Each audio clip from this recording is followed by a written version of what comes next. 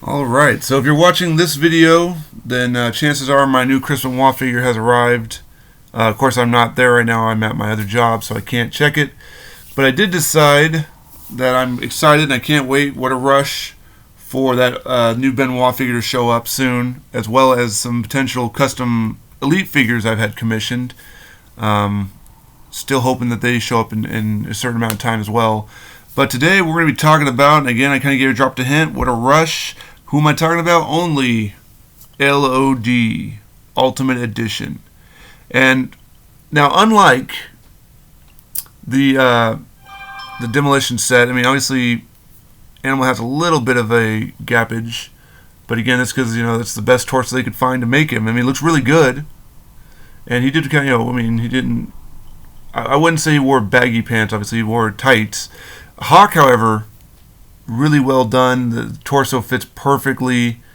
The only thing I think was with this one was there's a little bit of paint missage from the head, and I do have a Hawk. I could always switch the head if I need to. I could always switch the hand to a closed fist because he'd like to punch a lot.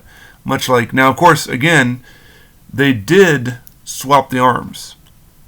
He did also swap the arms, so the arms are from the original Elite style. You can see right there, they're not the double joint, whereas these ones are double jointed. So he like I said, he does the best he can to really make them look authentic, and this looks authentic. This looks the body type of what Animal would have looked like. The heads aren't glued on there; they're movable. And I mean, so like I said, I have LOD up on Macari, the original stuff. When I saw these, I was like, "Oof, these are awesome." There's no tag teams in the old school look right now. I mean, with the Heart Foundation coming out in the future, you have Neidhart and Brett, I guess. So LOD would be kind of cool to have too. Again, this is another group that I don't see getting. They might get the Elite treatment if Mattel ever gets a license back. I see that they could be big enough for it, but right now they're being made in the nostalgic runs. And I'm not knocking that old style. I'm just not used to that old style. I didn't grow up with that. I didn't grow up with the, look like they're constantly constipated look. But right now they're releasing those guys. So, and while that's cool for, those collectors, I think, I like articulation in my figures. And this is very articulate. They don't, like I said, they're not sitting there squatting. They're not constantly like they're, flexing nonstop. They look more at a rested type pace. I'm sure they easily, you put someone on the shoulders right there. Hawk can just take to the sky with those double joints easily. He never delivered it with sheer grace. I mean, basically it was pretty ugly. It was like he came off like this, and it basically just kind of folded. Sometimes he'd go really far out, but he was never graceful. It wasn't like a Benoit open, perfect. None of that stuff. As he got older and whatnot, it was more like just jump down, hit him, and then just drop to your feet. So. Still really cool though. Just going to show an Animal real fast, real quick. I mean, the barrel chest, he's not bulgy barrel chested, but he's also not super ripped and cut. I think he used two different torso. He said he used the lower half, and then he switched to a top half from a different body to give it a bulkier look. And I'm very happy with that one. And then Hawk, like I said, they switched out. They didn't switch out the arms, unlike Animal. So they gave him more of the thinner, more cut, because Hawk was more cut than Animal was. Hawk, of course, super strong, but just definitely a different body build. I think Animal is still stronger than Hawk, technically, if I remember correctly. In the they mentioned that in the videos, but he definitely was more of the agile of the two. Didn't have any knee wristbands or like that. Those guys. Very bare bone, like I said, tights, boots. Obviously, when they went to WWE, they were, flashed up a little bit. Before that, it was just black singlets and black boots that said Road Warriors on the side, and they just beat the piss out of you.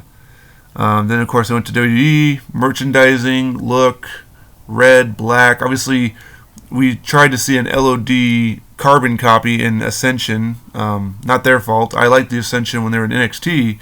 Then they went to the main roster, and all of a sudden they're now carbon copy of LOD, and it bombed quickly because you can't replace LOD.